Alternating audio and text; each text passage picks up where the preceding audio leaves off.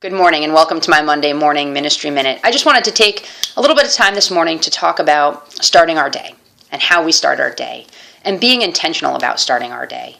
It's so important that we spend time in the Word, and if we're not directly in the Word, that we're at least spending time with God, that we're starting our day in conversation with Him. Every morning before I leave for work, I have to walk the dogs, otherwise they'll go crazy while I'm gone. And so for me, that's an awesome time for me to just spend with God, to just meditate and pray. I get to be outside oftentimes as the sun is coming up. I get to see and feel God's beauty all around me. And it's just a quiet time. And I'm somebody that's active. I mean, you can tell in my videos I'm often popping around. Fortunately, you can't see all the movements my hands are doing as well because it would distract you. But I'm somebody that needs to be active and moving. And for me, I can have that quiet while I'm moving with the dogs. And it's so important that we start off that day right. It's so important that we start off in the Word. I thought about it, and just one of the best examples I can give is I love when I get to talk to my best friend in the morning before work. I love that opportunity to hear her voice because I don't get to talk to her as much as I'd like. But we don't often get to talk before work because we've got an hour time difference. We've got busy schedules. Our lives are happening around us, and it doesn't always happen. But one of the reasons I love talking to her so much to start my day is she is somebody that lifts me up when I'm feeling down. She just has that right word of encouragement when I need it. It always seems like she's saying exactly what I need to hear when I need to hear it. She's somebody that I can process things with. If I've got some things going on in my head, not sure how to handle a situation, not sure how to handle a relationship situation, not sure how to go forward on something with work or one of the groups I volunteer with or my business. She's a great sounding board. She listens really well, but then offers that good advice.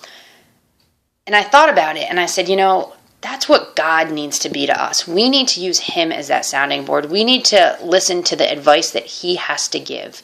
We need to process those things out with Him, and not that we shouldn't be in relationship with other friends, because God created us to be relational beings. He put those friends in our world, and oftentimes He speaks through this friend to me.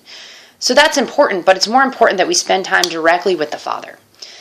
And that we don't forego that time for other things, because it just gets us going in the right direction. It gets us energized and it gets us focused in the way that we need to be focused.